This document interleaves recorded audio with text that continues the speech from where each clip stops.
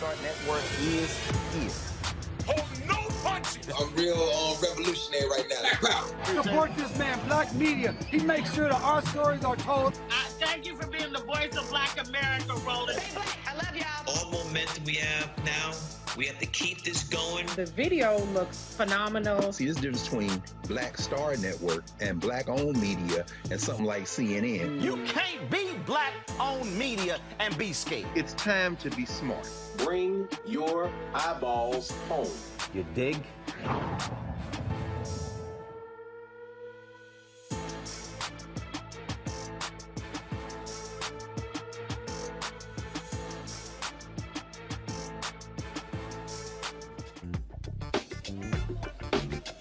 Today is Thursday, July 7th, 2022. Roland Martin Unfiltered, broadcasting live from the Mayflower Hotel here in Washington, D.C. with the National Bar Association. Will hold a dinner honoring Attorney Fred Gray, one of the 17 recipients of the Presidential Medal of Freedom. Coming up on the Black Star Network, we'll show you what took place at the White House today, where those honorees were given the nation's highest honor. But Denzel Washington, one of the honorees, was not there. We'll tell you why. Also, Brittney Griner has pleaded guilty in a Russian courtroom.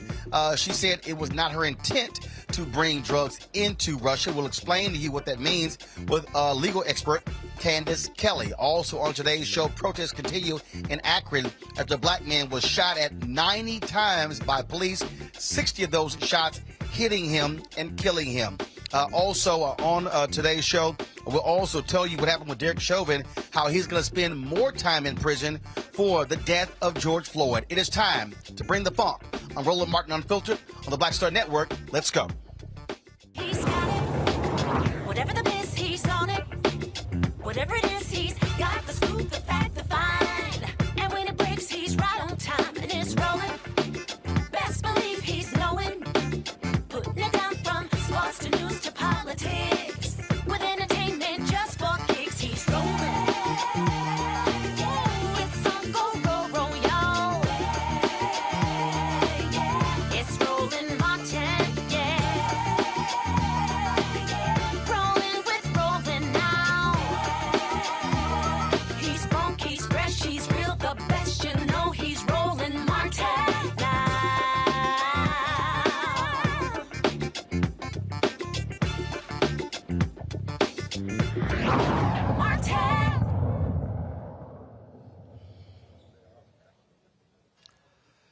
Hey, folks, today in a Russian court, WNBA star Brittney Griner pled guilty to drug charges. She was led into court in handcuffs, and during her trial today, her attorneys entered that guilty plea. She made it clear that she did not intend to bring drugs into the country. She told the judge she wanted to take responsibility for her actions. Afterwards, her attorney spoke to the media. And did Brittney say what made her take this decision today? Do you have any explanation for why she decided?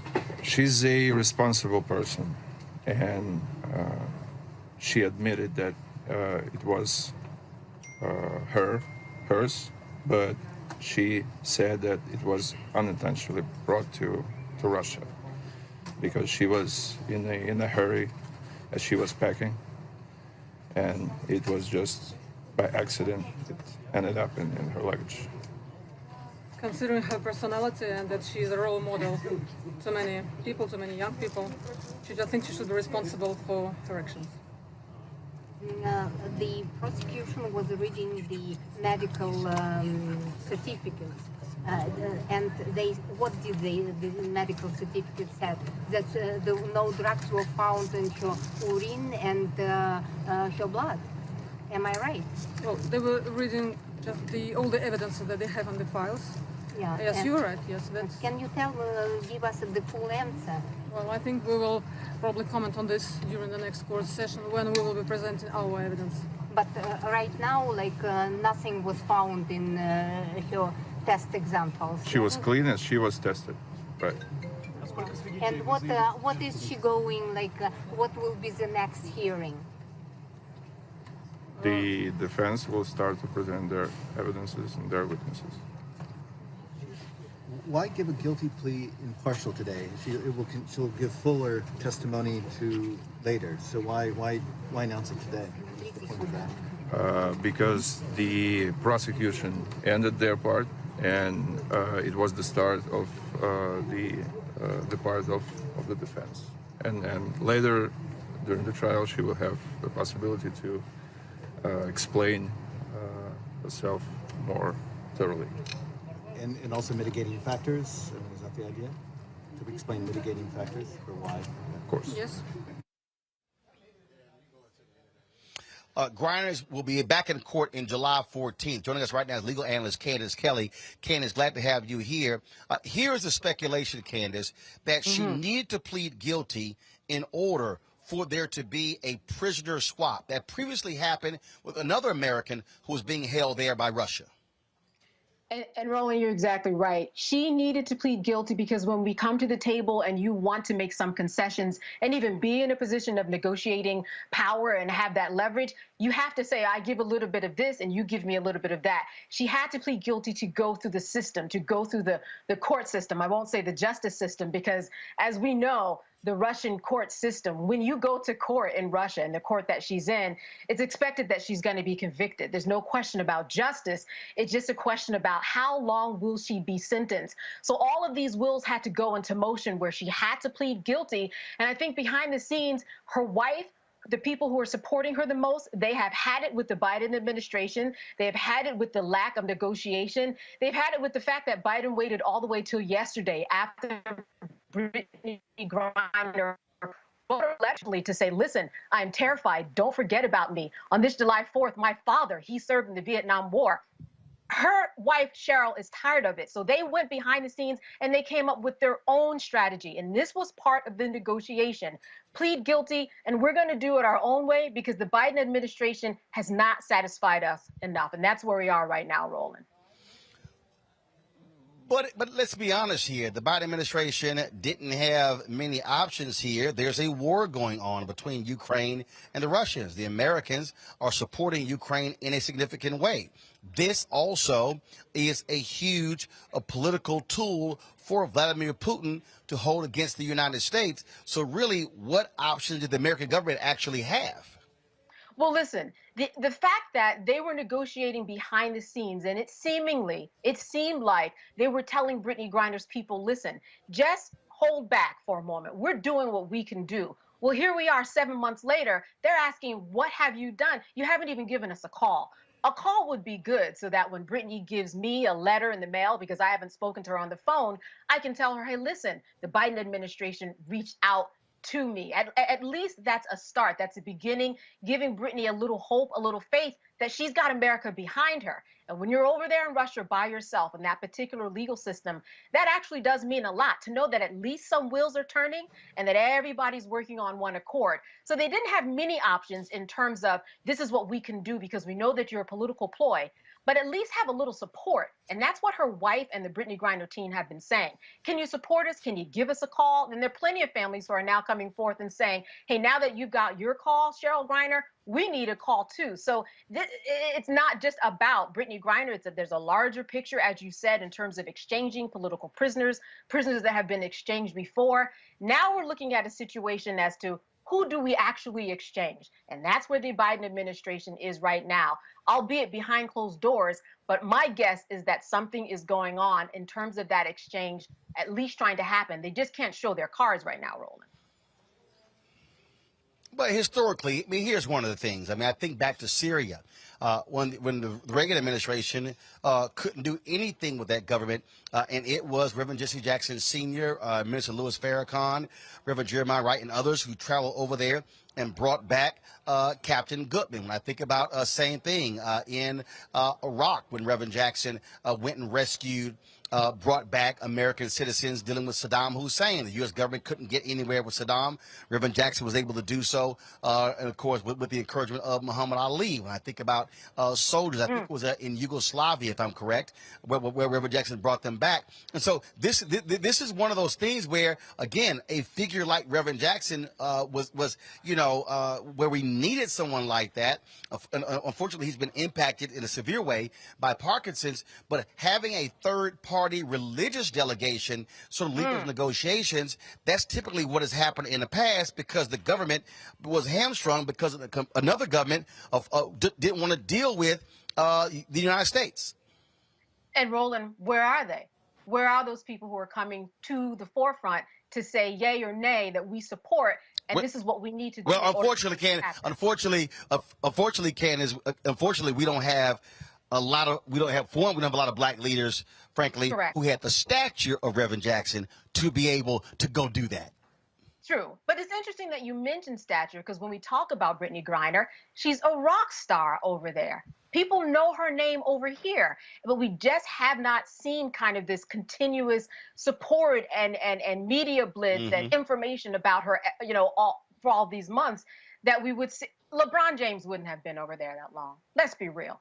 And that's what we're talking about. We're talking about a black. First of all, let's be clear. LeBron James would not have to play over there for money. That's right. Unfortunately, the WNBA does not pay as much, and that's one of the reasons why Brittney Griner and other WNBA stars play overseas because they can't make the same amount of money. And people watching need to understand some of these female players are making $250,000, $500,000 or more playing overseas, money they simply will never see in the United States.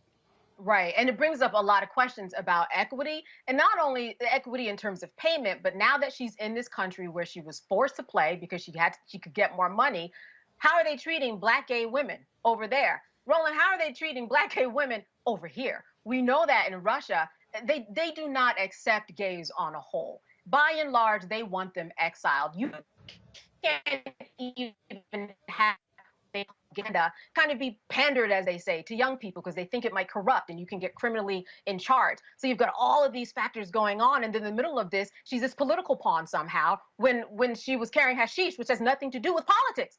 Now, I think that is really interesting in terms of what her guilty plea was. She said, yes, I plead guilty, but it wasn't my intent. Roland, that's two different things. She's saying guilty in order to appease the Russians so that she can move the needle in that regard. Yep. But in order to be guilty, you have to have the intent. On the other hand, she said, well, it wasn't my intent. I think it's very interesting that on the first day where she appeared in court, she wore a Jimi Hendrix t-shirt. Jimi Hendrix was someone who was tried. He was not convicted across state lines in Canada for having weed. He said, hey, listen, I had so many fans around me, giving me stuff, giving me gifts. Somehow it got in my bag. Wasn't his intent to do it. So I think that that was good that she said, hey, it wasn't my intent because you need that. But it really does contradict her guilty verdict because the two have to coexist. But that guilty verdict, the fact that she said it, satisfied the Russians. And in her mind, in Cheryl's mind, and all the people who came to the rally for her yesterday, in their minds, they hope that this will at least push the needle and give her a little leverage to kind of move this forward. At this point, they've said, hey, listen, we're looking to detain you for about 6 more months. One, that's because of the legal system. They don't have day-by-day, back-to-back court systems. This is not tried in front of a jury. This is tried in front of one judge. They meet once a week. 2.5-hour drive for her. Her 6'8" self in very small, confined conditions has to go back and forth. And when she gets there, they're not going to be any Perry Mason moments.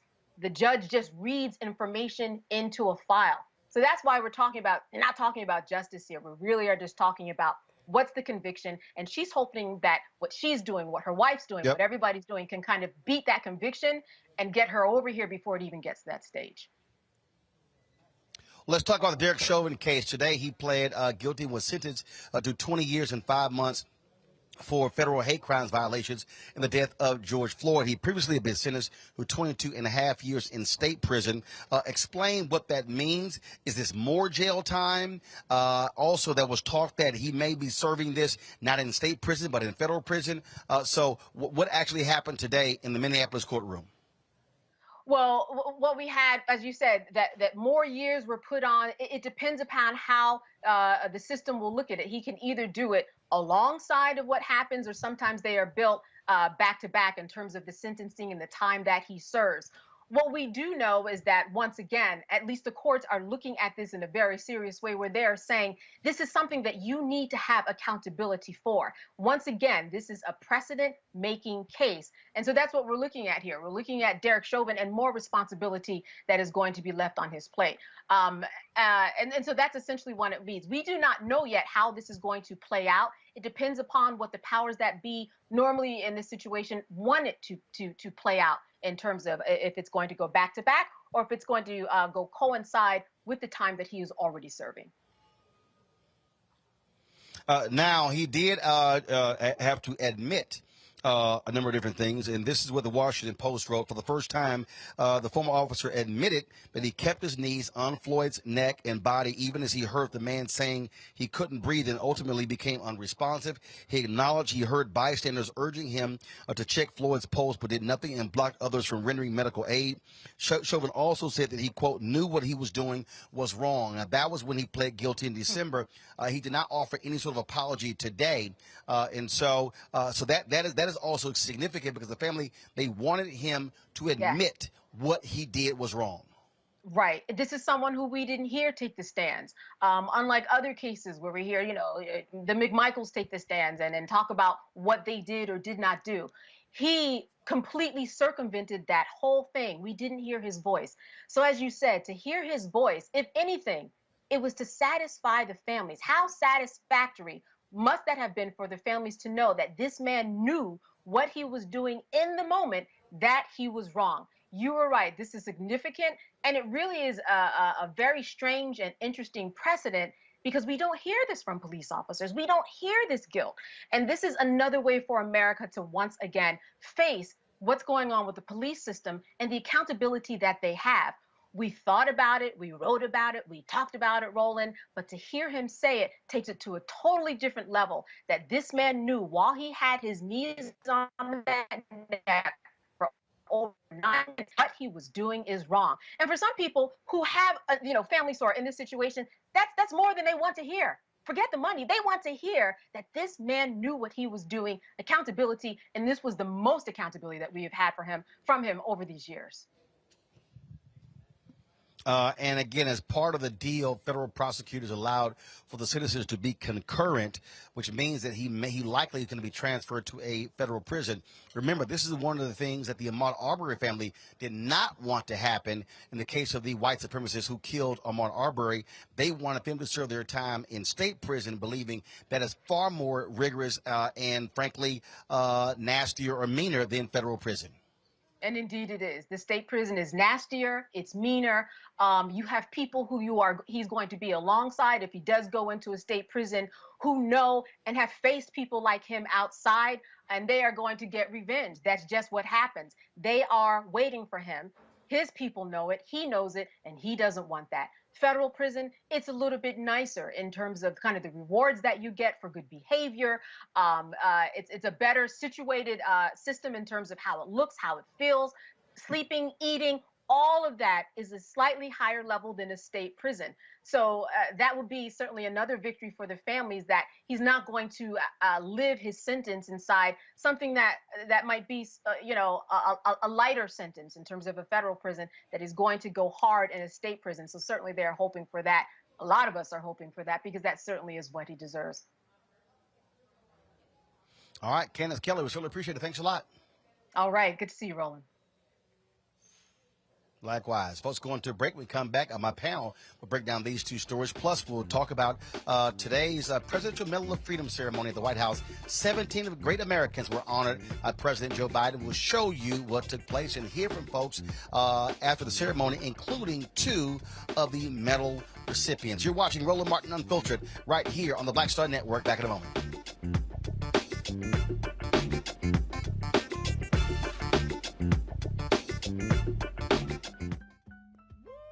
We're all impacted by the culture, whether we know it or not. From politics to music and entertainment, it's a huge part of our lives, and we're going to talk about it every day right here on The Culture with me, Faraji Muhammad, only on the Black Star Network.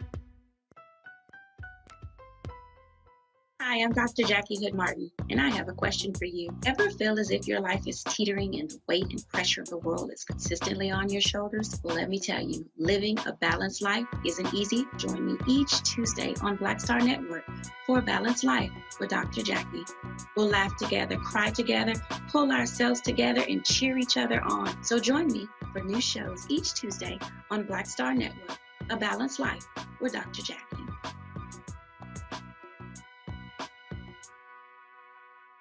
Hey, I'm Amber Stevens-West. Yo, what up, y'all? This is Jay Ellis, and you're watching Roland Martin Unfiltered.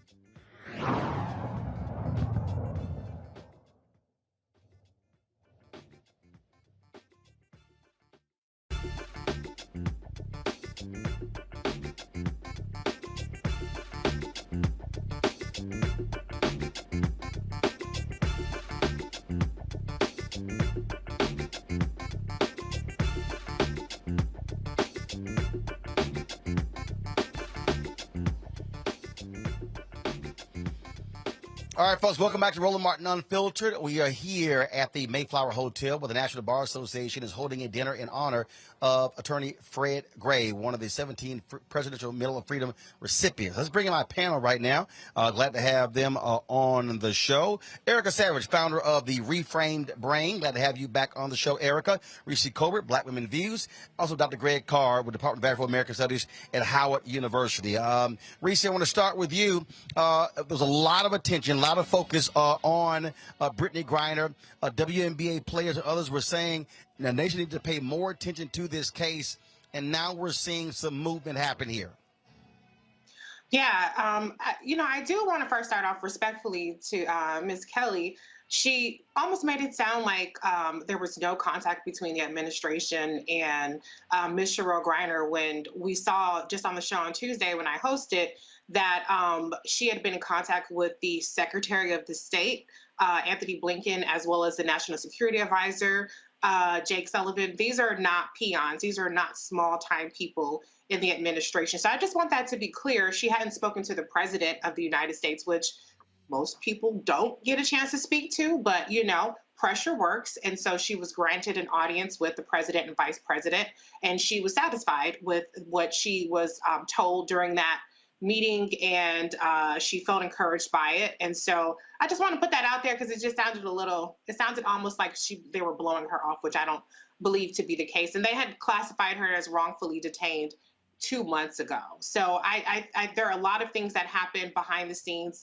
This is a delicate political situation. It doesn't always play out on social media. It doesn't always play out to where everybody can feel good about the movement that's happening, but that doesn't mean nothing was happening. But anyway, on another note, another thing I just wanted to say is people shouldn't take her pleading guilty at face value. We have a dims the rules kind of people. Well, if you did a crime, got to do the time, and she broke the rules, and what was she doing over there, and yada, yada, yada. But, obviously there's a strategy here. I don't know if you guys were paying attention, but not y'all, but, maybe the audience. But they said they didn't find any drugs in her urine or in her blood.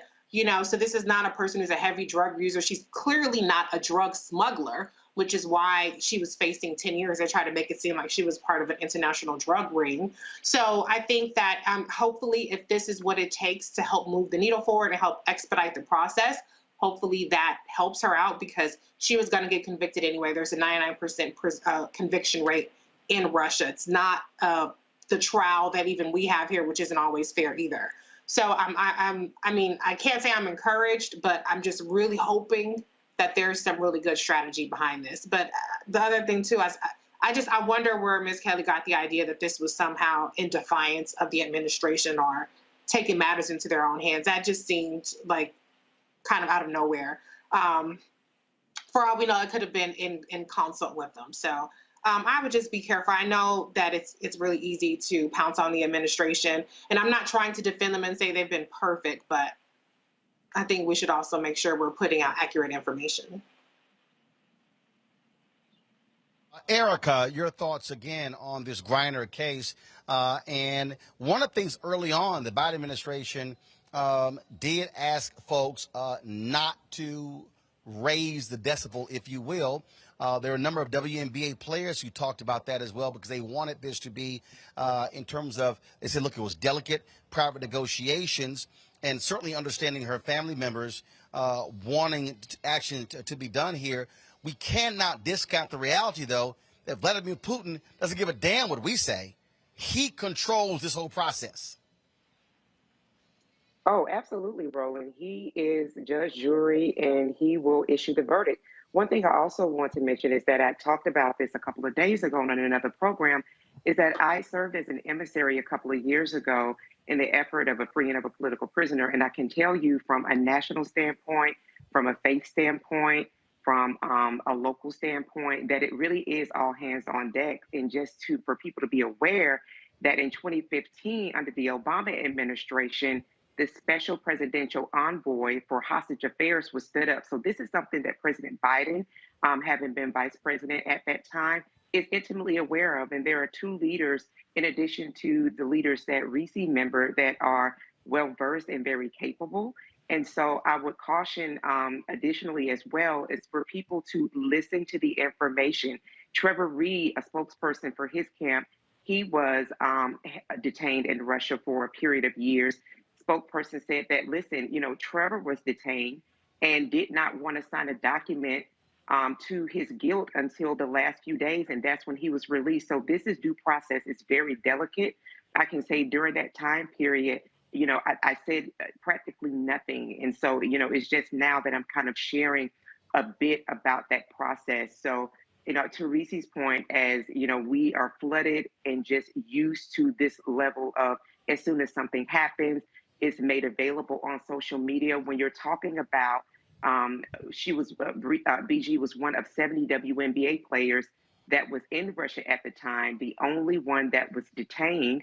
As her legal team said, that she was clean, there was nothing in her system, that she is a queer woman, Black, and a WNBA player, high profile. We know that Vladimir Putin, as a former KGB officer, keeps dossiers. He's very aware of what's happening in his country.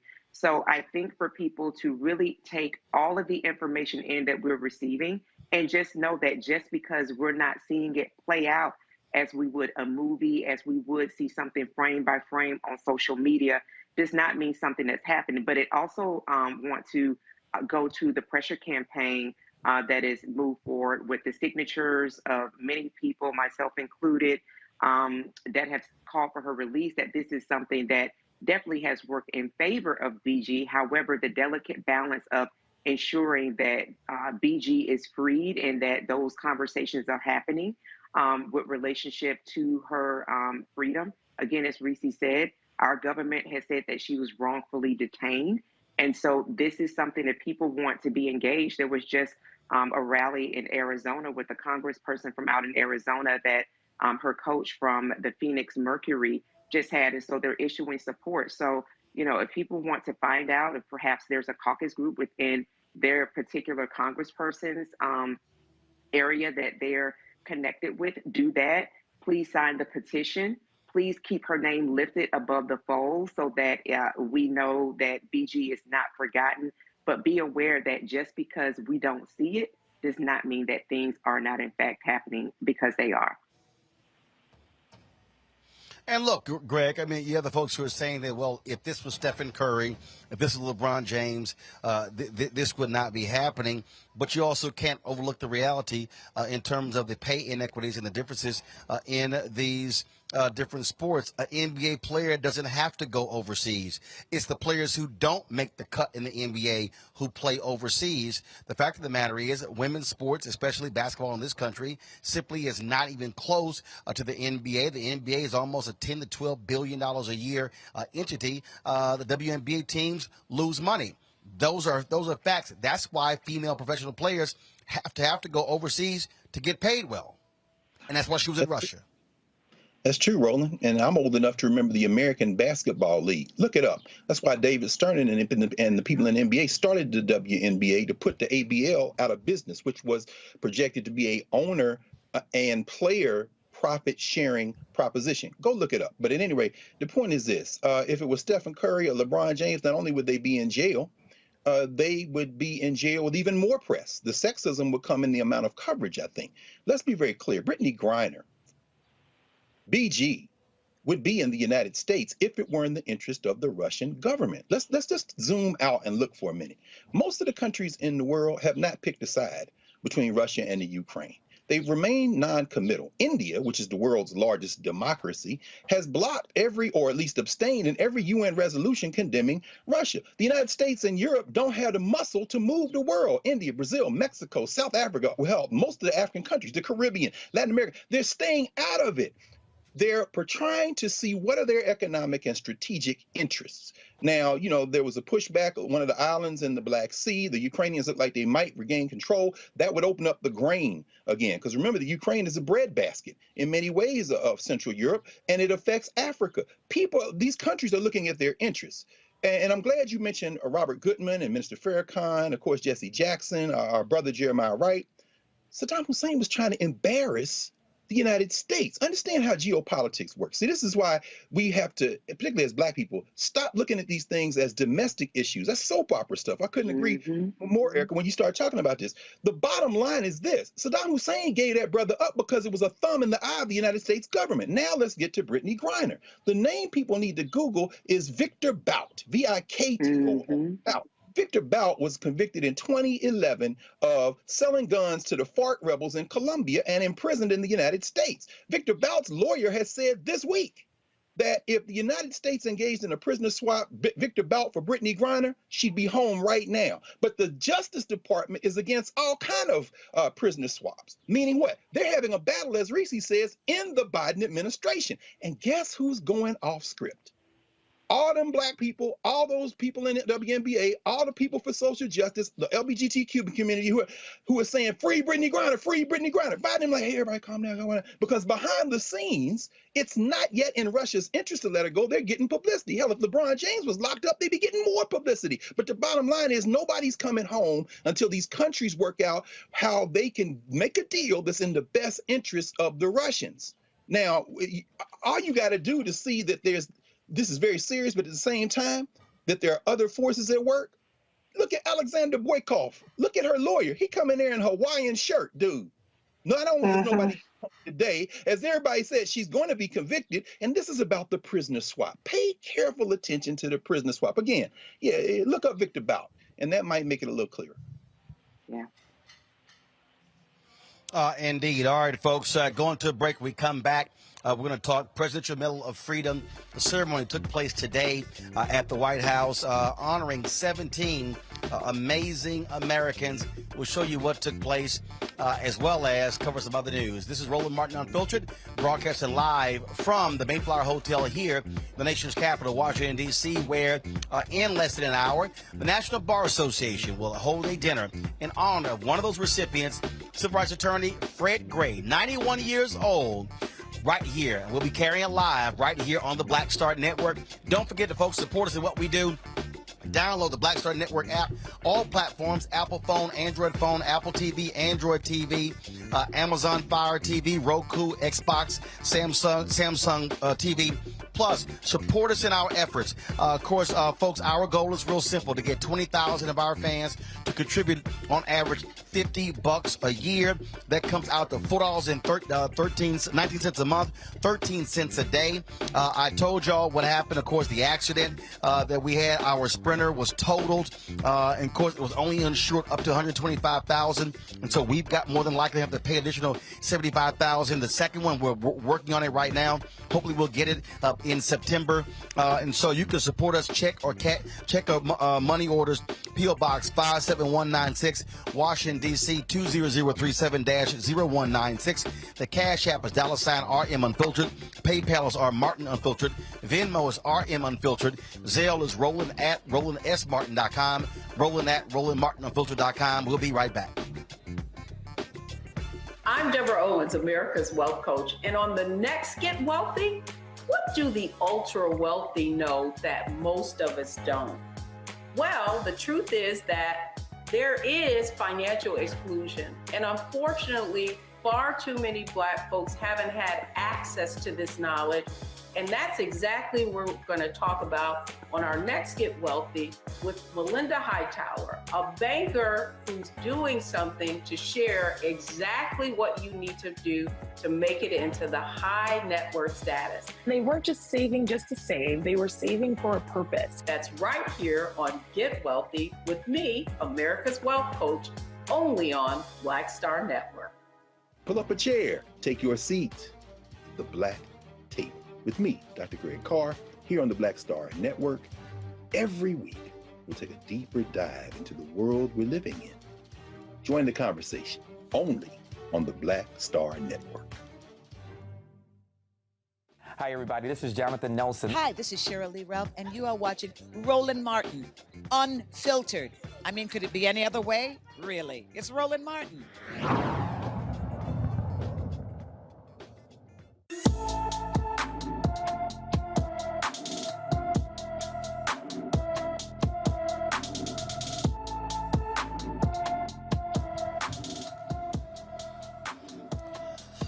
LaDae Arnold disappeared from St. Louis, Missouri on June 26th. The 7-year-old is 3 feet 6 inches tall. She weighs 70 pounds with black hair and brown eyes. LaDae may be in the company of an adult male. Anyone with information about LaDae Arnold should call the Bellefontaine Neighbors, Missouri Police Department at 636-529-8210, 636-529-8210. Folks, the ex-cop in Cleveland who shot Tamir Rice has gotten first of all, he's now got a new job from a police department in Pennsylvania.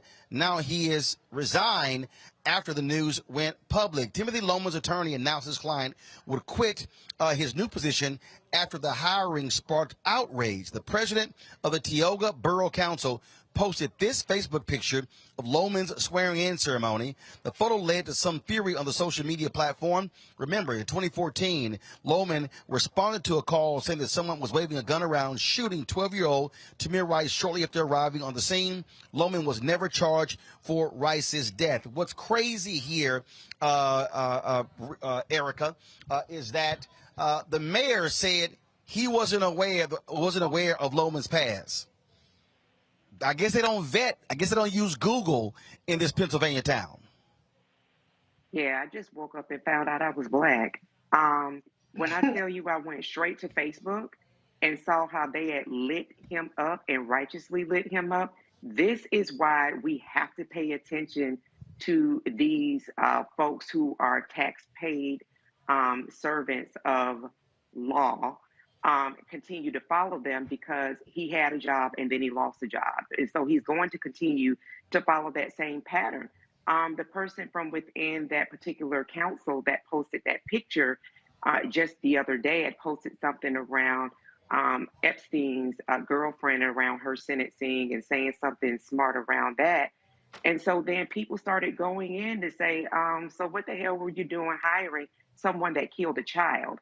And so here we are again with a person who is swearing to uphold some kind of law that allows Black children, Black bodies, grandparents, mothers, daughters, and the rest to be treated without incident. We're seeing how our late brother Jayland Walker had 90 rounds fired upon him, 60 that landed, and that he was brought to the medical examiner's office as though a bounty.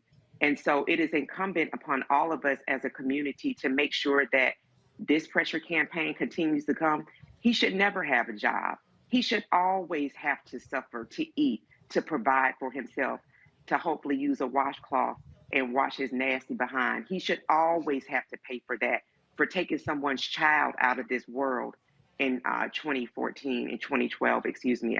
Can't recall what year it was, but very glad that the pressure campaign It took place in 2014. 2014. And so glad that the pressure campaign, that people are staying woke and paying attention, and that we have to continue to follow this type of leadership that we continue to see. Just keep his name at the top of the fold, Timothy Lil Name. Greg, this is why, look, I and others believe there should be a national database. Cops involved in these type of shootings, names should be there because, frankly, they should never, ever have a badge or a gun. Absolutely. And Reese, I think about you, since you probably say something about this. All that legislation that was stalled in the United States Senate after it passed the House, that was trying to get to the President of the United States desk, this is one of those things. And again, Tim Michigan, Scott, you race traitor, lining up to block these kind of things, you're responsible for all of these failures, including that lack of a national database. But let's be very clear. Killing Tamir Rice was probably like a letter of recommendation for Loman in that little borough. You know, y'all look up the census count, the 2010 census. I hope for their sake that the number of people in Cuyahoga in that little borough changes, because according to the 2010 census, the number of people who lived there was 666. The point I'm trying to make is that Floyd is coming east. Now he's 4 hours from Cleveland now. He's coming east. He's right on the New York, Pennsylvania border trying to get a job. And that photograph you showed, the white dude swearing him in, looked like he had on an open collar version of that shirt that Brittney Griner's lawyer had on in that picture in Russia. My point is, it's easy going, easy like Sunday morning. And as you often say, as we often remember, of course, the old saying that Pennsylvania is Pittsburgh, Philadelphia, and Alabama in between. He's welcome in those boroughs. And the only thing that's going to stop that, to exactly what you just said, Erica, is we got to keep the heat on. Just like BG's people and all of us who support her banged on the government, even though the government is involved in a geopolitical game, we got to bang on people like this. You should not know a minute's rest for the rest of your natural life. And then when you die, then the problem starts, because then you're going to take it up with Tamir. Then you're going to take it up with George Floyd. Then you're going to have to deal with Breonna Taylor. See, the ancestors waiting on your ass. That is, if you're close enough to deal with them, because you might actually be with the other people in the 666 borough that you almost got hired. Hey,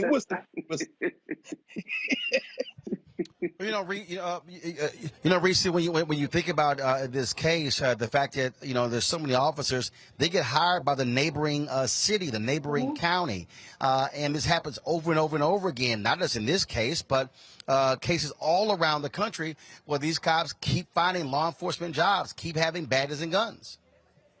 Yeah, because as Dr. Carr said, it's a feature, not a bug, that they have these records. I mean, I think it's important to have the national database, which is what the George Floyd Justice and Policing Act will be. But the thing that's going to be the most powerful, which is the most unfortunate part about it, is public shaming and heat as pressure and putting pressure, as Erica said and as Dr. Carr said.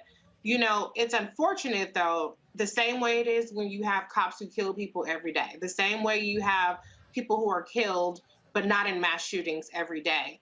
It's almost like it's only certain cases that get the attention, and then we keep our focus on those, rightfully so. But you have to wonder about all the people that don't make the headlines, all of the cops that, like you said, jump from town to town with no repercussions. That's what's really scary, because we know a name, but we don't know all the names of the cops that are doing the kinds of things that this officer did to Tamir Rice. Folks, the protests continue in Akron, Ohio, in this just shocking and sickening case. Black man, 90 shots fired. 90 shots fired, 60 of them hitting him. Jayland Walker, the protests have been going on in Akron, Ohio, since it took place. Those arrested recently were Breonna Taylor's aunt and Jacob Blake Jr.'s father. Akron police say protests were peaceful until 8:30 last night, when around 50 protesters began to block and disrupt traffic near the Akron police station. Officers deployed tear gas to disperse the crowd after warning protesters. White and Blake joined more than 40 protesters who have been arrested since this weekend. Again, Jayland was shot more than 90 times by 8 officers, hit by more than 60 bullets on June 27th. What should have been a routine traffic stop. President Joe Biden says the Department of Justice, they are monitoring this case. Make one serious comment about the shooting and the death of Jayland Walker. The Justice Department and Civil Rights Division of the FBI field office in Akron, Ohio, and the local U.S. Attorney's Office are closely monitoring and reviewing what happened. The FBI continues to coordinate with state and local partners to provide resources and specialized skill. If the evidence reveals potential violations of federal criminal statutes, the Justice Department will take the appropriate action. And I just want you to know what's going to happen.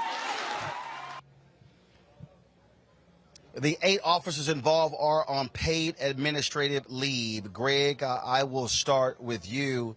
Again, another example, traffic stop leads to death. Yes, sir. I mean, we've seen this too much. The President of the United States' hands are tied, but some of that rope is rope he spun himself. The front page of the New York Times today has an article about how people want somebody to punch somebody in the face. I understand the President of the United States. I mean, this is a country he was born and raised in. He believes in it. He believes in its systems of government. And just like his Justice Department is very likely standing in the way of a prisoner swap, and maybe with legitimate concerns, he's saying, sitting there, you know, if this, if that. These 4 white boys got a damn paid vacation. You kill a black person in the United States, you get a paid vacation. Then you get clear. I mean, if something happens and maybe you get convicted or something, they ding you up. And that damn white national Supreme Court is chipping away at the possibility of you being dragged into civil court.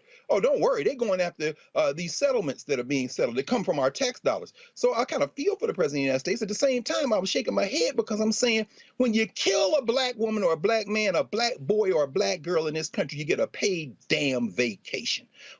Yeah. This is what we're on the verge of now. We're on the verge of black people saying, don't take them to court. Let them go back to work. ...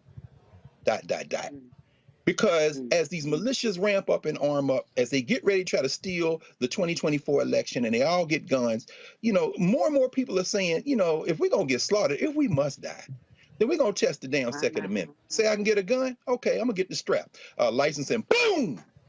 I'm not wishing it on you. I'm saying you are daring people.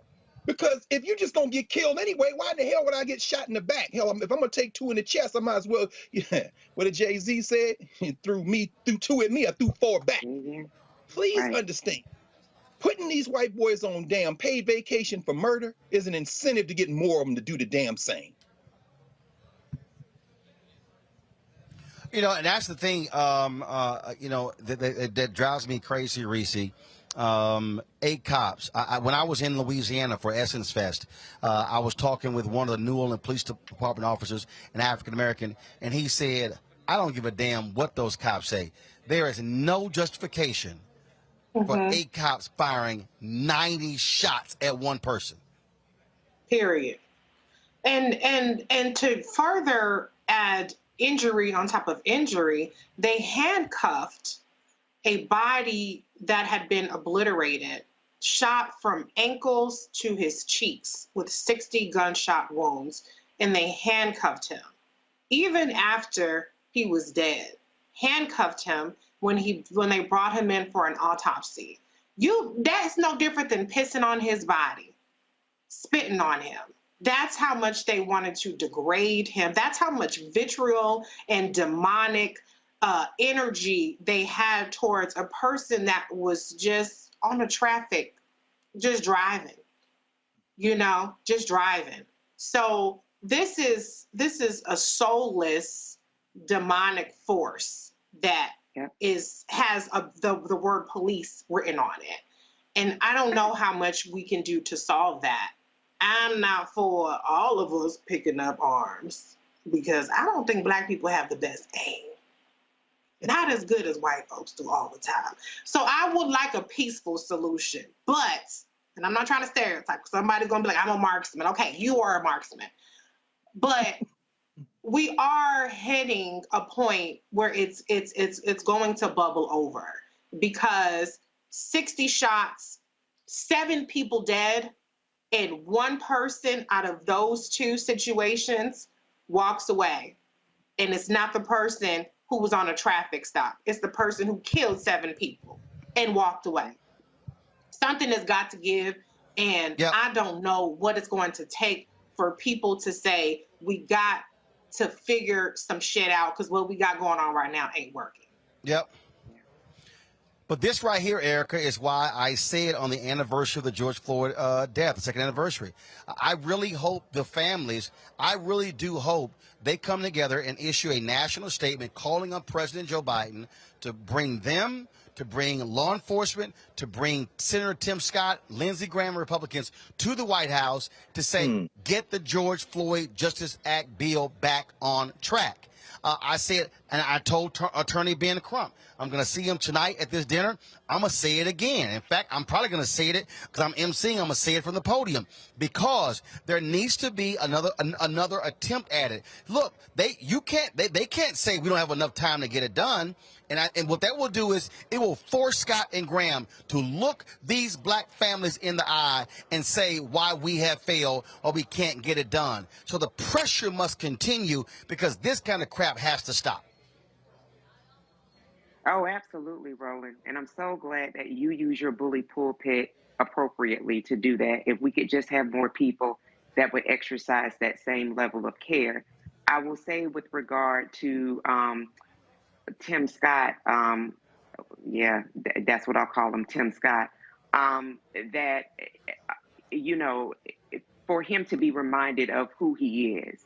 And I think that continually putting in the face these black families, I think about Jayland Walker's mother, and it really, breaks my heart to have seen and listened to her as she sat in a church, a place she felt safe, a place in his and Lindsey Graham's own state where 9 black people were gunned down while having Bible study not that many years ago. That's where she was rocking back and forth, crying, giving an interview, number one, grieving the death of her son, but the way in which her son was executed and executed on body cam for the world to see, and executed in a way by these slave patrol agents where they were reloading magazines as though they were as if they were hunting an animal. When I look at that crowd, the footage that you showed just a moment ago, I'm looking at the restlessness of a crowd. I'm seeing people that are pushing back against the police, that are refusing and saying, well, if you're going to mace me, I'm still going to record it. I'm looking at other black men coming to the aid of black men. People are tired as hell. And I think that if these folks think that there is not a bill that is coming due, baby, as soon as you put seed in the ground, it starts to germinate. And those seeds don't come up right away, but they do come up. And so for those 8 officers that are on paid administrative leave at the expense of those taxpayers in Akron, Ohio, I hope they continue to stay in the streets. I hope they keep the pressure campaigns up. And I hope that they continue to ensure that Jayland's name is not lost as we continue to face more and more gun violence. Do not let this black man's name fall to the ground. All right, folks, hold tight 1 second. We're going to go to another break, and we come back. We're going to show you what took place at the White House today. The Presidential Medal of Freedom, 17 honorees, and, of course, luminaries, civil rights luminaries, Diane Nash, as well as Fred Gray. They were honored. Simone Biles became the youngest person ever awarded the Presidential Medal of Freedom. Denzel Washington is an honoree, was not there. We'll explain why. You're watching Roland Martin Unfiltered right here on the Black Star Network. Back in a moment.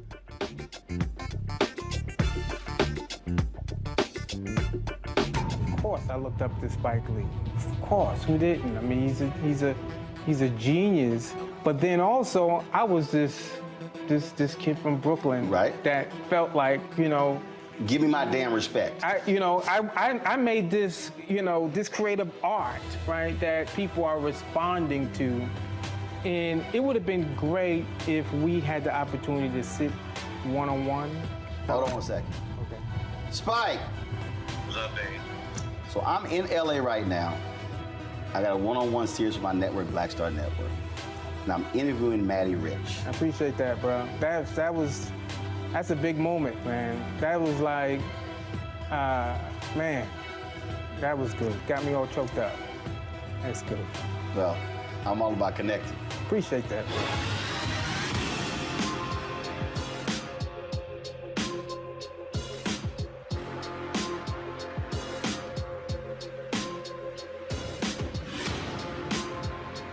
I'm Dr. Jackie Hood Martin, and I have a question for you. Ever feel as if your life is teetering and the weight and pressure of the world is consistently on your shoulders? Well, let me tell you, living a balanced life isn't easy. Join me each Tuesday on Black Star Network for A Balanced Life with Dr. Jackie.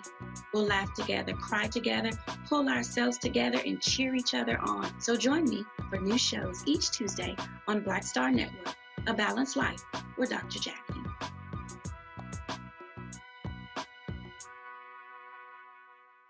Hey, what's up, everybody? It's Godfrey, the funniest dude on the planet. And you're watching Roland Martin Unfiltered. Ow.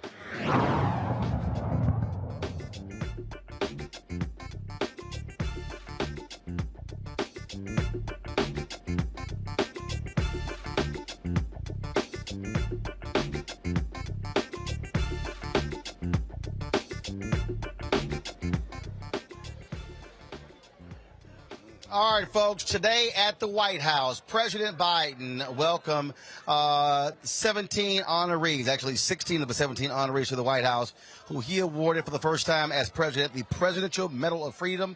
It's the highest honor given to an American citizen.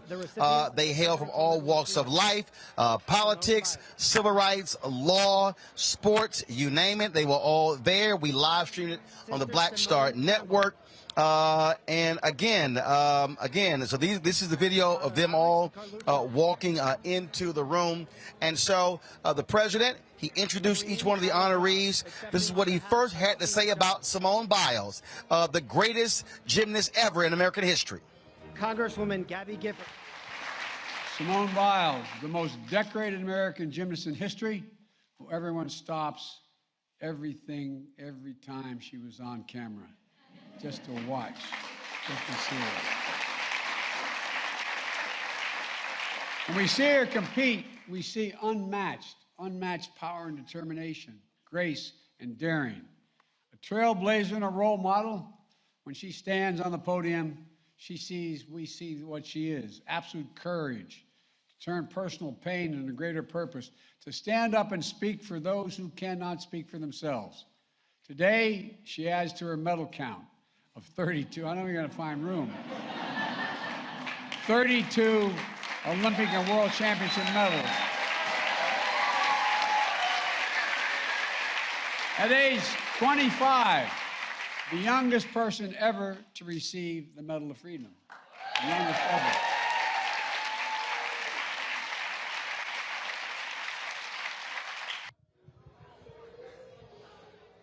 Here's President Biden saluting civil rights icon Diane Nash. As a 23-year-old student at Fisk University, Diane Nash received a phone call from Attorney General Robert Kennedy's top deputies, warning her about the violence at the next stop of the Freedom Ride she organized across the South.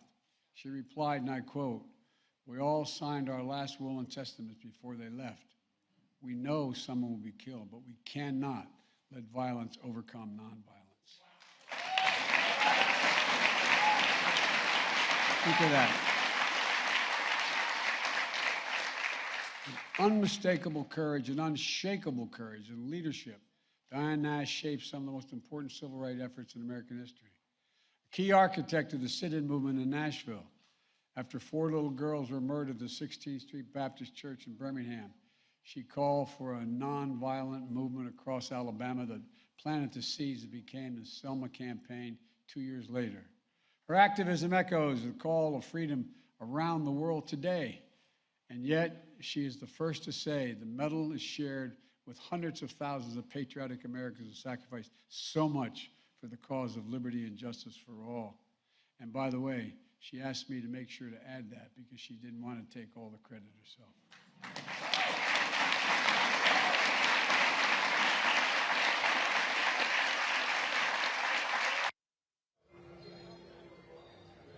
One of the folks she knows very well is a 91-year-old civil rights attorney, Fred Gray, also one of the honorees.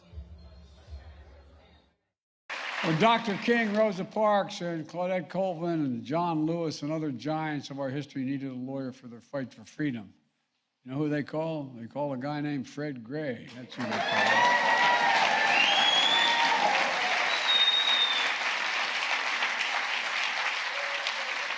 One of the most important civil rights lawyers in our history. Fred's legal brilliance and strategy desegregated schools and secured the right to vote. He went on to be elected as one of the first African Americans to Alabama state legislature since Reconstruction. An ordained minister, he imbued a righteous calling that touched the soul of our nation. And at 91 years young, he's still practicing law. He's still...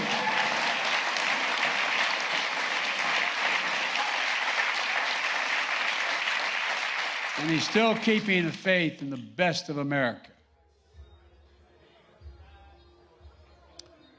Folks, Denzel Washington was supposed to be there, but the president had this to say about him not being there.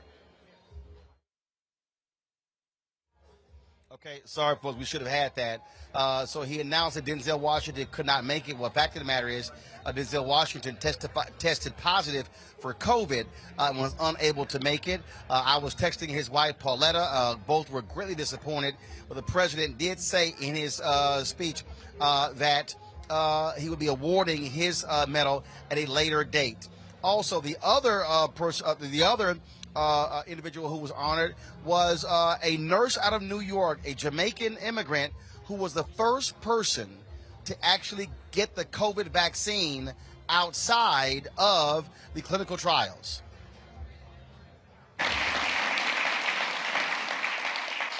When she was 18 years old, Sandra Lindsay immigrated to Queens, New York from Jamaica to pursue her dream of becoming a nurse.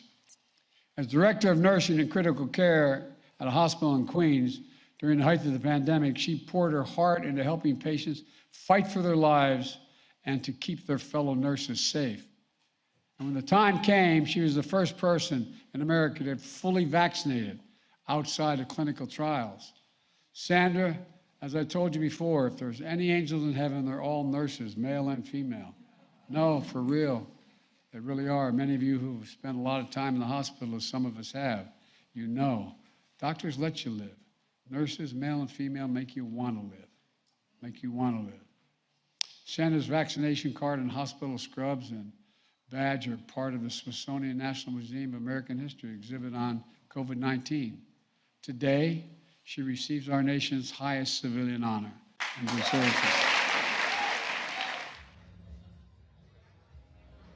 Sandra Lindsay, again, there, the Jamaican ambassador. Ambassador Marks was there to see that take place. Other people there, Senator Alan Simpson, Cindy McCain accepting the award on behalf of her late husband, Senator John McCain. Lorraine Powell Jobs, the widow of Steve Jobs, was there. Also, founder of, first of all, there were other people who were there as well, just amazing individuals.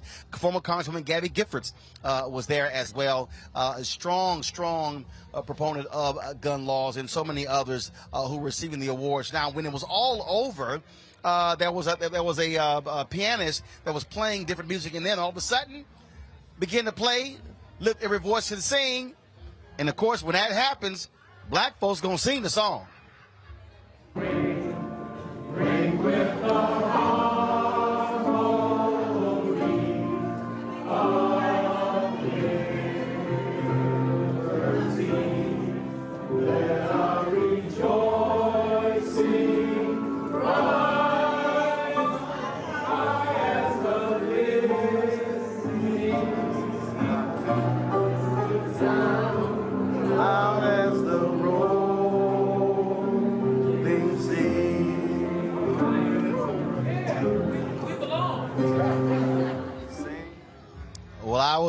Well, I was there in the room shooting that video, got a chance to talk to a number of people afterwards, talk about this important day. First up is the mayor of Montgomery, Alabama, Stephen Reed. Of course, remember, they took a $25,000 fine from the state of Alabama by taking the name of a street in Montgomery named after a Confederate general and putting up the name of Fred Gray. Here's what he had to say about today's ceremony. All right, Mendes, your thoughts, especially your hometown hero, Fred Gray. You know, it is great for Attorney Gray and his family. We're honored that he calls Montgomery and Tuskegee home. But I think more important than anything, it's great great that his work has been recognized, his dedication, his longevity, all of the things that he wanted to do in terms of striking down segregation, he did, and I'm a beneficiary of that, and so many of us are. So it's great to be in this moment and witness it firsthand. Got it. Former U.S. Senator Doug Jones, caught up with him as well. Obviously there are some big names up there, but being from Alabama, just your thoughts about Fred Gray. My friend Fred, my hero Fred, absolutely long overdue honor. One of the unsung heroes of the movement. I'm not sure how far the movement would have gotten without a brilliant young Fred Gray, really putting his career, his life on the line. An amazing man, and still going. I mean, still going. He doesn't age. 91 years old, still practicing law. He doesn't age. It's just phenomenal. I'm so happy for him, his family, and frankly for the state of Alabama. All right, appreciate it. Thank you. All right, that was, again, former U.S. Senator Doug Jones of Alabama.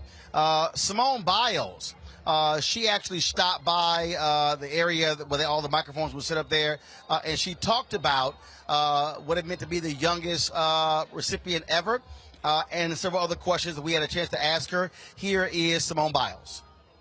Sorry. What's up, H-Town? Simone, how do you feel?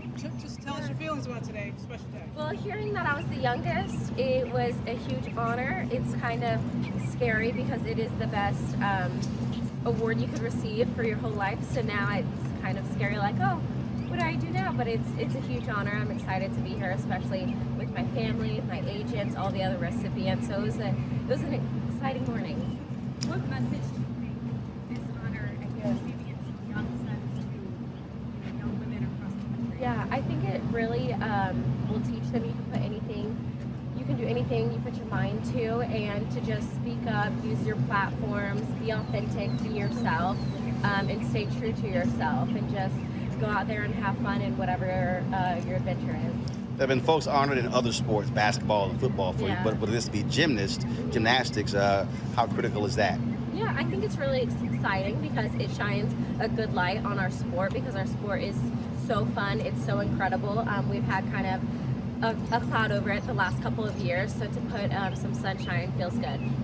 Where does this accomplishment rank among all your other accomplishments? I think it's definitely at the top. For me, obviously, going to the Olympics and winning all of those medals, I put in so many years of hard work and stuff, but to be recognized from the president and everything else is really special. Did the president share any message with you when you were speaking with him today or on stage? Yeah, he just was saying how courageous I was and how we kind of need more young people like that. So it was really exciting to hear that and to know that my hard work is paying off, especially using my platforms, because he said that's why they chose me as well. Any message to a foster child out there? Sorry? Any message to a foster child out there who's watching this? Yes, I support you. I believe in you. Keep up the great work. You can do anything you put your mind to, and we're trying to do as much as we can for the foster community. And I'll continue to do that. Thank you. So, okay, you're so sorry. Dennis Archer, former mayor of Detroit, former president of the National Bar Association, shared his thoughts. What's your thoughts on these honorees? Diane Nash, Fred Gray, some historic figures on that stage. I thought it was just outstanding, and to see all of us here celebrating the recognition of what they contributed and what they meant to all of us. There's so many people I know would love to have been here, and there was a link. I think if you got on it, you could see it even though you're not here. I want you to know that I've been enjoying watching you on television. I appreciate it. I thought your interviews have been outstanding, and they show great respect for your contribution, for what you've done and do for all of us. Keep up the good work. I will do. Well, you know, I got to represent Alpha. I appreciate it. Good seeing you. folks. Khizr Khan was one of the 17 honored. I met him a few years ago. He's a big fan of mine, and we had a good conversation outside of the White House about what it meant to be a Presidential Medal of Freedom winner. Here's our conversation. First and foremost, how does it feel to be to get the nation's highest honor? I am humbled. I'm honored. I'm grateful to President Biden, and I'm grateful to his administration for being the champions of diversity, equal dignity, and I accept this on behalf of all immigrants. I am a first-generation immigrant to this country, came empty-handed and received amazing love and support, and have built nothing to something. And then to receive this recognition, it means so very much to me. I feel that that journey is moving forward because there is so much more that still needs to be done to uplift so many Americans that still have not shared American dream. So it's a reminder that that journey continues. And we will continue to speak, we will continue to come together, and together we will defend our foundational values so that the journey could complete. Without effort, without a struggle, our civil rights would have not been possible. It was the valorous action and struggle that we have civil rights now. But still, more needs to be done, more shall be done. So it is in that struggle, in that effort that I accept this award. You were quite emotional a few times up there. Yes, it's a realization of how far I have come, because I'm a testament to not having anything to having so much. And sometime as a human being, it could be overwhelming. To come to full realization is standing next to the President of the United States and realizing that in the authoritarian dictatorships, I did not matter, I was no one. Here I am receiving this nation's highest recognition. So for that reason, and it reminded me of my son as well, that he would have been so proud today. All right, we certainly appreciate it. Congratulations. Thank you. Always good seeing you. God bless you. Thank you. Thank you. The Secretary of Health and Human Services, Xavier Becerra, we caught up with him afterwards as well. We were talking to him about the positive COVID designation of Denzel Washington, and he said, we got to stay vigilant. It's still real. In Connecticut, where we really had a great time with a family that had just vaccinated their 6-month-old daughter. And that's what we want people to know is today we've got a way to stay alive, stay safe, and stay healthy. It's the vaccine. 6 months and above, you can get vaccinated. So we'll get vaccinated. And do we need to wear masks on the outside, especially as this is so contagious? Because before the thought was we don't need to wear masks on the outside. If you are in an area where there is high level of contagion, if you are in an area where there's high level of contagion, it makes sense to wear a mask. You don't need to wear a mask everywhere. If you're outdoors, it's a lot easier to go without it. But if you're outdoors in a space where there's a large congregation of people, be smart, be safe, do what you think is going to work best. If you don't get into any kind of vehicle without buckling up. You should not do anything about dealing with COVID without using all the safety precautions you can. Thank you, sir. Yeah, we did have an opportunity to ask him his thoughts about today's ceremony, and here is the Secretary. Reads there, who were you most excited to see be honored by the President? You know, I'll be honest, I've known some of them for years. Some of them have stories that are compelling, especially for someone of color. But I will say something, given today's circumstances, Alan Simpson, Senator Simpson from Wyoming, Republican, he and I have a deep friendship. Not because we agreed on so many things, it's because we were able to disagree and still be friends. And I have great fond memories when I served on the Simpson Bowles or Bowles-Simpson Fiscal Commission. He was nothing but a gentleman, And I probably, of all the people, wanted to, as a friend, say something to him. But I will tell you, you had giants in that room. Giants who fought for civil rights, giants who fought for the respect and dignity of others.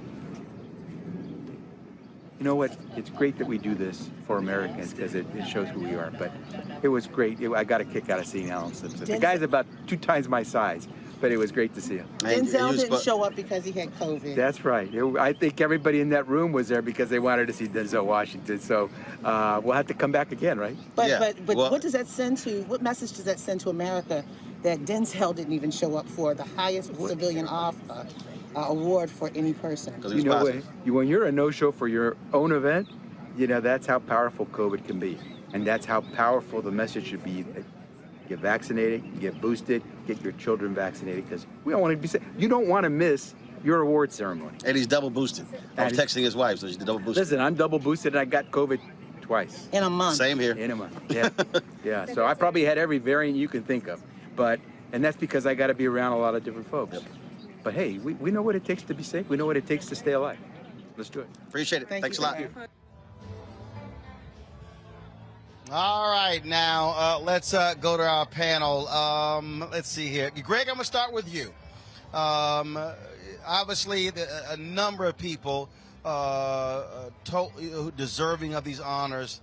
But I can tell you right now, the loudest applause, Attorney Fred Gray had his whole section over there. Every living president of the National Bar Association was there. A number of folks there to cheer him on, and of course, civil rights stalwart Diane Nash. Absolutely. I'd like to correct the secretary. It doesn't show who we are. There is no work. There is no we. It shows who the people who live here are. It's a minor thing, but actually it's very major. You know, leave it to one of the greatest actors in the history of motion picture and theater to steal the scene, because now he gets his own individual ceremony. So shout out to Denzel Washington.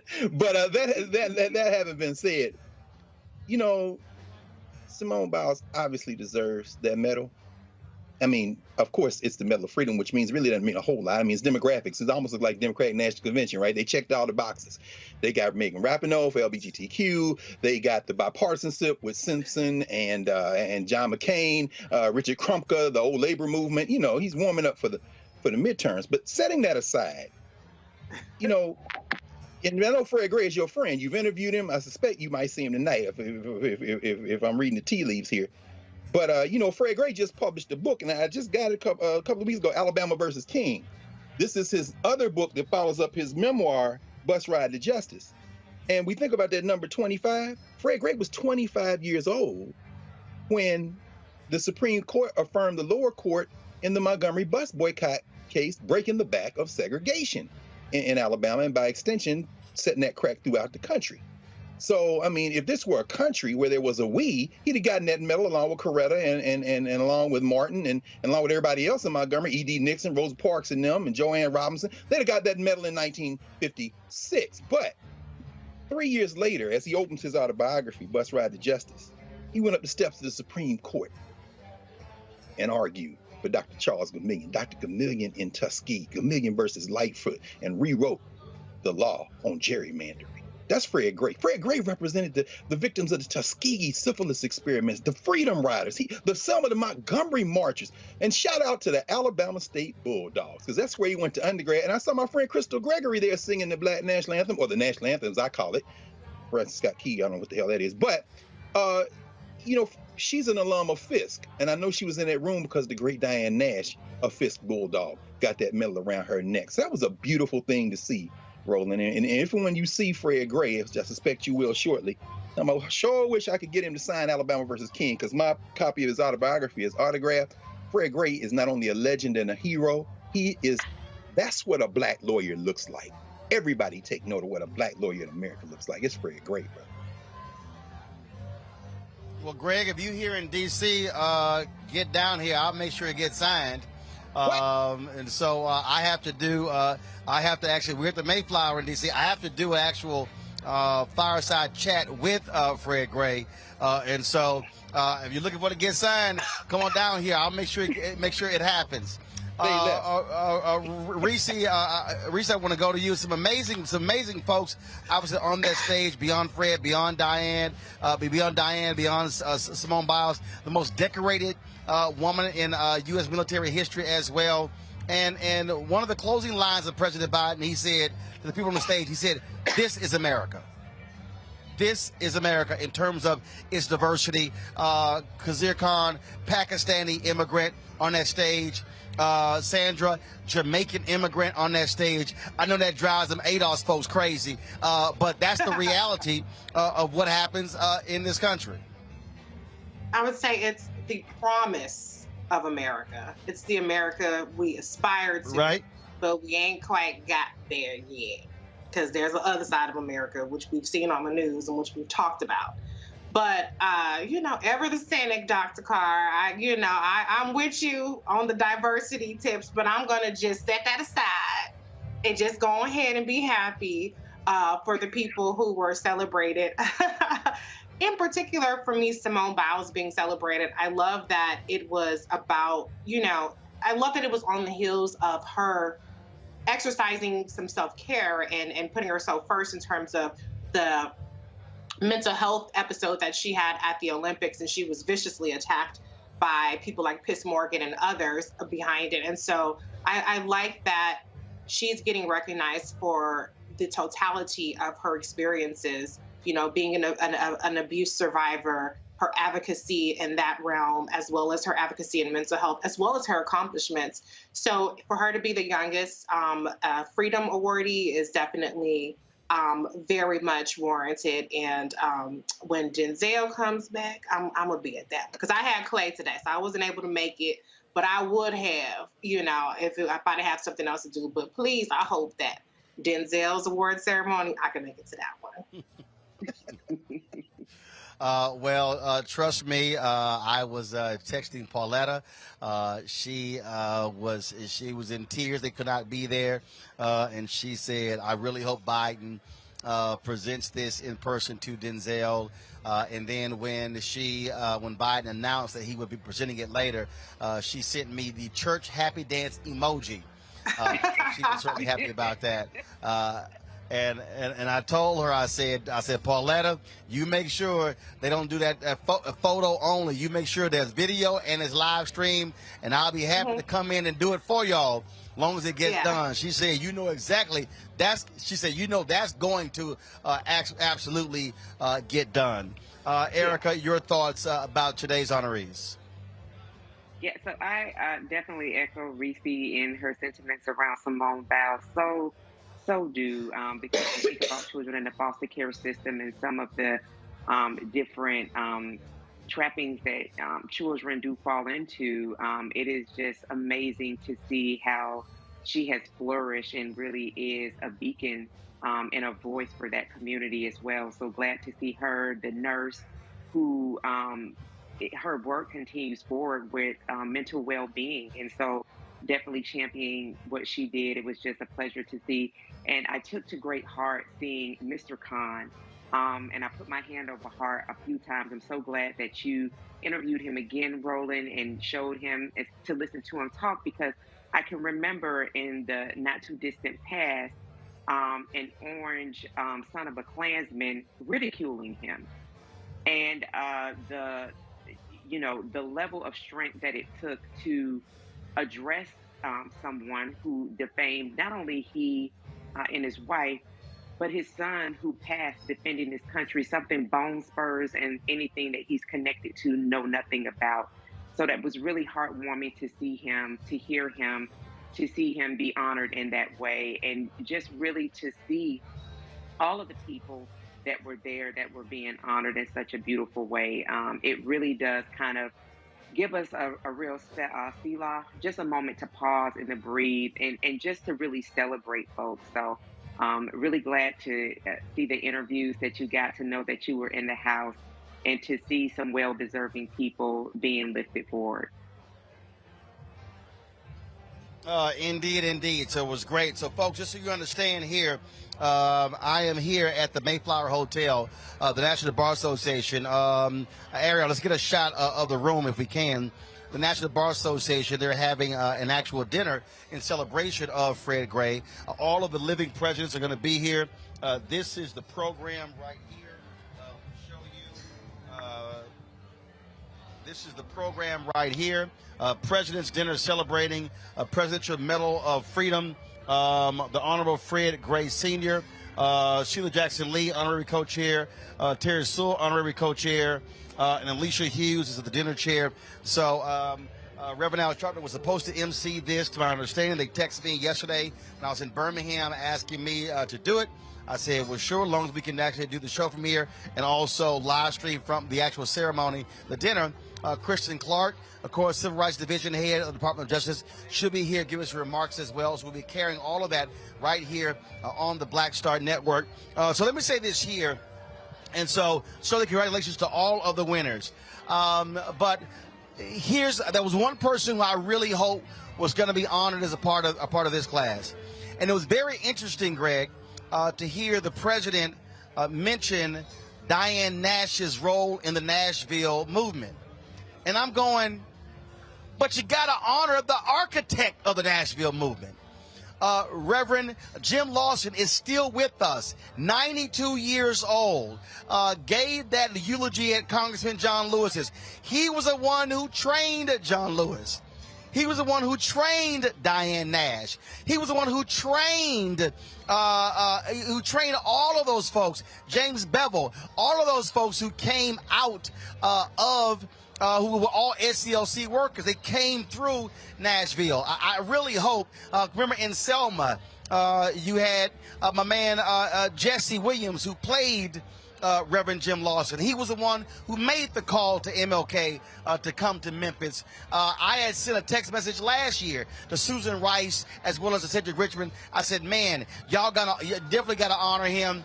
And here's the other thing, and I'm going to go ahead and say it, and it's very interesting. Out of all of the major figures who round out the king, Reverend Ralph Abernathy, even posthumously, has never been a Medal of Freedom honoree.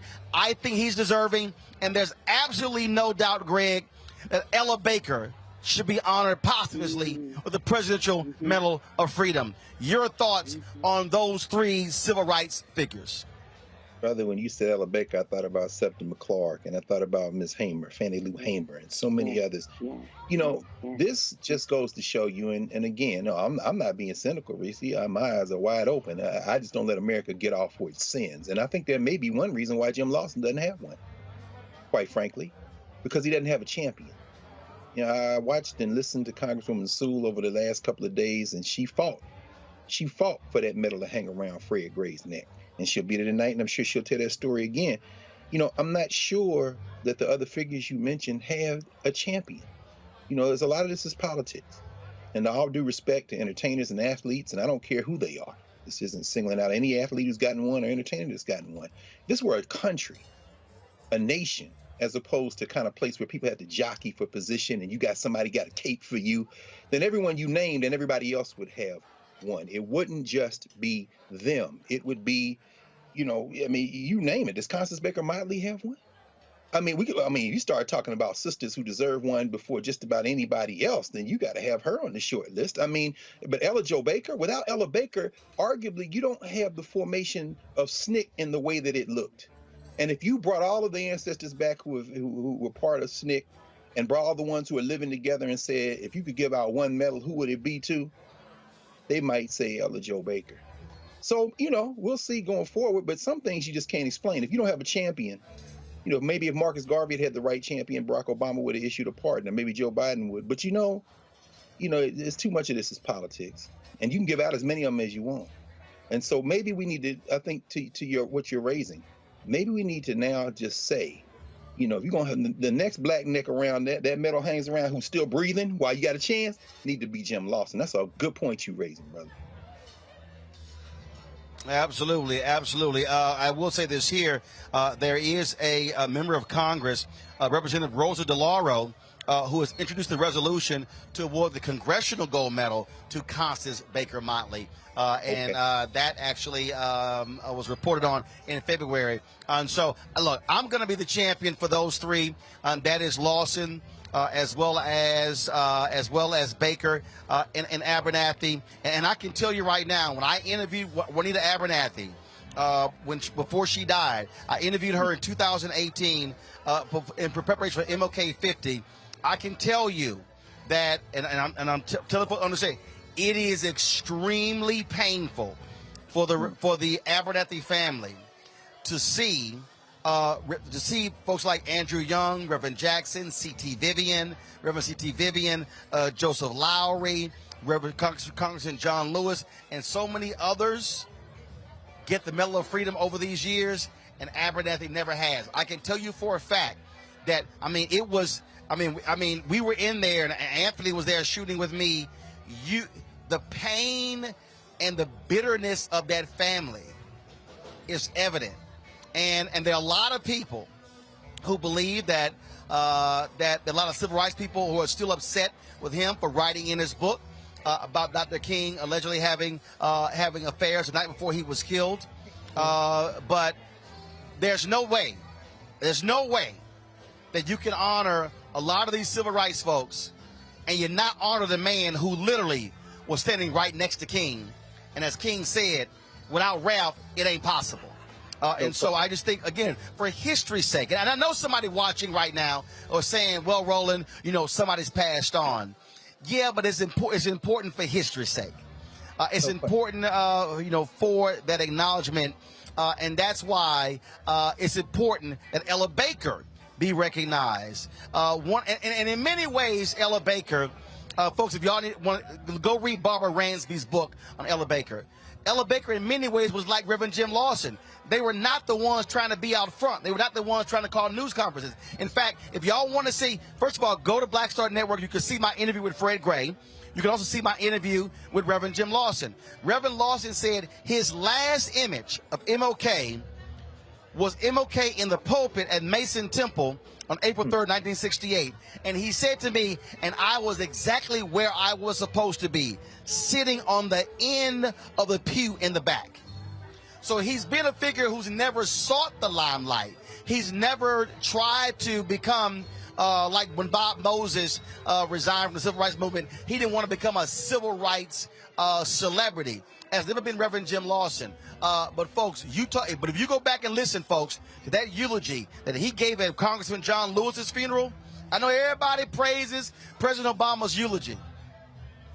No, the eulogy that was preached was by Reverend Jim Lawson. And that man still sharp in mind at his age and still talking about a movement building and how to get done. His advice for Black Lives Matter. And I'll leave folks with this here. And if y'all see my interview, it was an amazing piece. Reverend Jim Lawson could have gotten a deferment for World War II. I think it was World War II. World War II, the Korean War. He could have gotten deferment because he was a seminary student. This man is such a non-violent person. Yes. He chose not to accept the deferment, and he accepted federal prison. That's right. To show how much he's against the war. He could have gotten deferment by saying, hey, I'm clergy. He said, I'm going to reject your deferment, send me to prison because I will not go to war. An amazing figure, an amazing story. And again, a lot of people don't know about him. They don't know about the Nashville movement. But if you want to understand the Southern Christian Leadership Conference, if you want to understand SNCC, you have got to look at what the Nashville movement did. And so an amazing figure. And so I hope it happens. And trust me, White House folks will be hearing from me tomorrow about Reverend Jim Lawson and Reverend Ralph Abernathy, as well as Ella Baker. And Reese, I fully expect you to drop in a little word to your homegirl. Okay, I got you.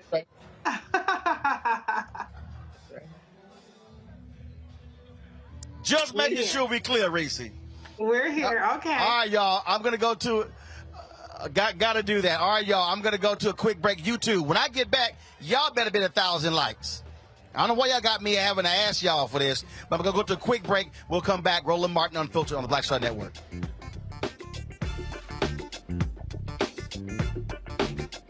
I'm Deborah Owens, America's Wealth Coach, and on the next Get Wealthy, what do the ultra wealthy know that most of us don't? Well, the truth is that there is financial exclusion, and unfortunately, far too many Black folks haven't had access to this knowledge, and that's exactly what we're going to talk about on our next Get Wealthy with Melinda Hightower, a banker who's doing something to share exactly what you need to do to make it into the high net worth status. They weren't just saving just to save, they were saving for a purpose. That's right here on Get Wealthy with me, America's Wealth Coach, only on Black Star Network. We're all impacted by the culture, whether we know it or not. From politics to music and entertainment, it's a huge part of our lives, and we're going to talk about it every day right here on The Culture with me, Faraji Muhammad, only on the Black Star Network. Hello, everyone. It's Kiara Sheard. Hey, I'm Taj. I'm Coco. And I'm Lily. And we're SWV. What's up, y'all? It's Ryan Destiny, and you're watching Roland Martin Unfiltered.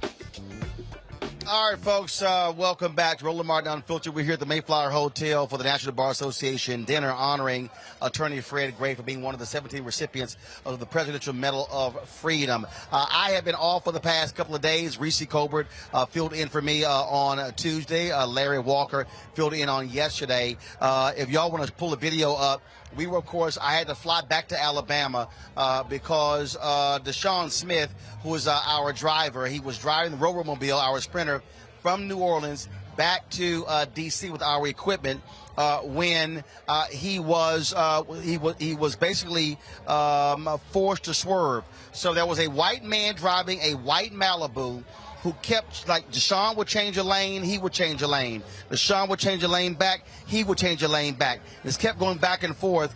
Folks, if y'all could go ahead and play the video, if you have that. And so Deshaun said that he decided to back off, allow this guy to go forward. And what this guy did was something that was just absolutely heinous. So what he did was he actually pulled up alongside Deshaun, looked at him, smiled, jumped in front of him, and then slammed on his brakes, causing the Deshaun to swerve.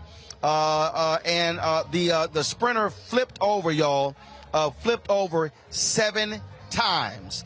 Chad Washington, who was driving our other SUV from behind, Chad said he actually thought Deshaun did not make it. If y'all go to my YouTube channel, y'all can go to my Facebook page, y'all can pull a video up, y'all, not show these photos. Come on now, it's a video show. You'll see the video when we arrived on the scene yesterday to actually see it. And so it's significant. So you see all the damage. The Rover-mobile is totaled. It's completely totaled. Now, all these folks, I posted something on Instagram, and the folks have been talking about, oh, y'all were underinsured. No. When we insured the vehicle, we could only insure it up to $125,000. It cost $195,000. They would not allow us to insure it for more. And so, yes, we looked at gap coverage and all that sort of stuff. That was a deal. So there's a black upfitter company out of Atlanta. It's the only black upfitter company in America. We are talking with them right now. We're designing our next sprinter. They put a rush order in. They contacted Mercedes. Mercedes has looked at what happened here. And, in fact, their engineers are studying our video, saying that there are safety features exactly what they were supposed to do, because what happened was when it was impact, all of the airbags in the driver's cabin, only Deshaun was in the sprinter, they all came out and pretty much created a cocoon around him, and so he was able to walk out through the front window. He suffered contusions on his body. His thumb was injured, but that was it. That was it. We got him, yes, he came out of the hospital later that day. We got him yesterday. We went down to Birmingham. We got all of our equipment out of the sprinter. We got to be in Birmingham in a couple of weeks for the SWAC Media Day. So Sheila Smoot, former journalist, we left a number of our items with her. We then loaded the other SUV back. They drove that back. We didn't want Deshaun flying because of a concussion issues. and so we didn't want him flying because we could have swelling in the brain. So Deshaun is back. Chad is back. We're so glad that they are well, but y'all see the level of damage to the vehicle. It is completely destroyed, and so we are working right now to get a second one. And so I want to thank all of y'all, folks in Alabama, folks in Louisiana, people all around the country. They've been calling, they've been texting. Folks were stopping me in the airport yesterday. I was at the White House today. Folks were stopping me there. People had heard about it. And so we appreciate everybody. And like I posted on Instagram, we're going to have to, look, Obama is going to cost us probably another $75,000 to $100,000 to pay for a new one. And so that's what we have to do. I have people talking about, what about all the advertising money? Bottom line, y'all, nobody budgets all of a sudden have to drop another $75,000, $100,000 on a vehicle that we only got 18 months ago. So, again, I just want to thank everybody for calling and texting. People have been commenting on all of your prayers. We certainly appreciate it. Look, equipment can be replaced. We've got to replace some of our cameras, other stuff, but you can't replace somebody's life.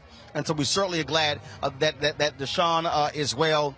And again, and Erica, look, you understand how serious this is, the serious brain injury you suffered last year. And for him to walk out of that Sprinter through the front window with just a slight concussion is indeed a miracle.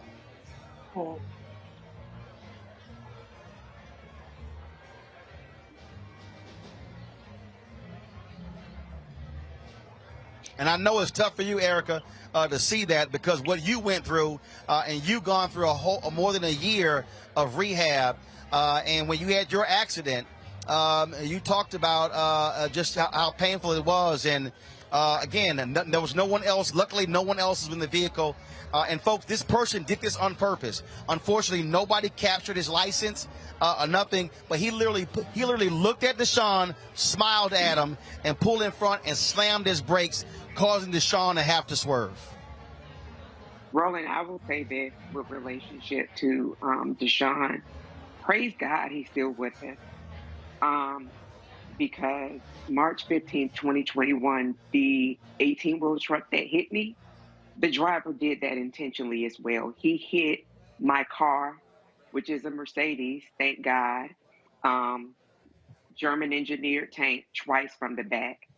And the doctor that I saw when I got back home said to me that, Erica, it was not only your faith, it was that car that saved your life. And so when people get into their cars, my boyfriend and partner was just talking to me around this, they get into their own world. And so that somebody would be so amped up in their car that they would literally weaponize their vehicle and cause undue harm to a person is completely sinister. I am grateful that my partner sent me a clip of what you shared on social media, and I saw kind of your update, but he cropped out so that I didn't see the pictures because that's still very difficult for me to see car crashes, to be very honest with you. So I stepped away when those photographs and video was being shown, but it's important for the audience to see because they need to see not just the crash, but they need to see that was an intentional act and that could have cost someone their life. What I will say with regard to Deshaun having that level of accident, my prayer is that he is granted all of the space that he needs for healing, and he is afforded all of the care that he needs, and that I'm so very glad that he's still here with us today to still testify to his life, and may he have as much grace to heal.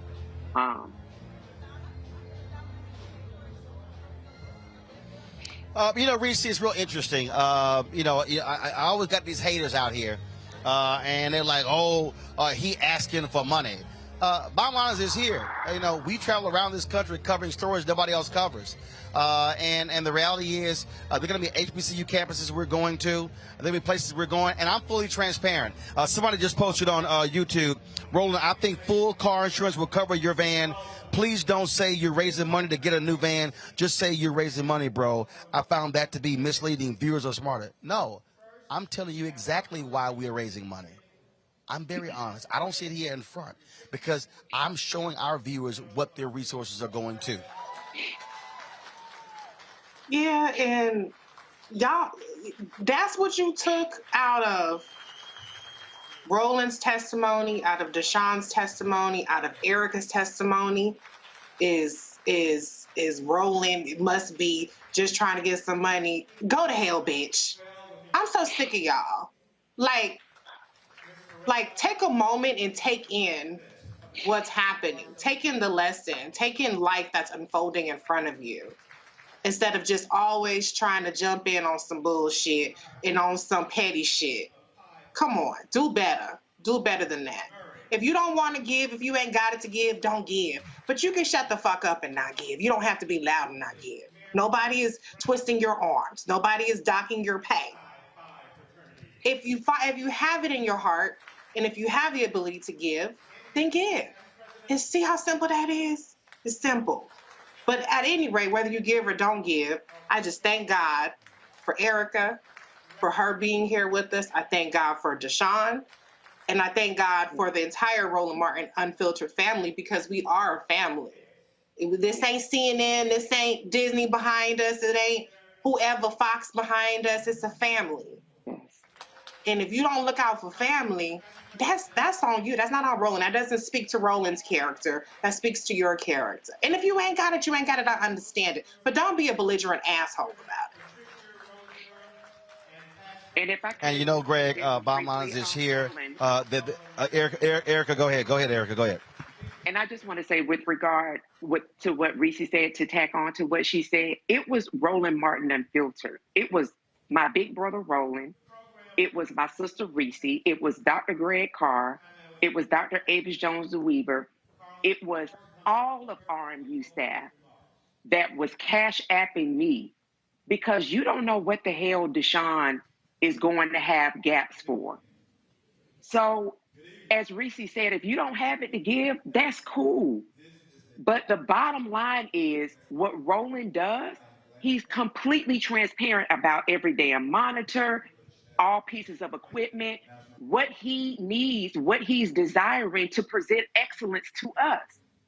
And as Reese said, if you ain't got it to give, don't give it.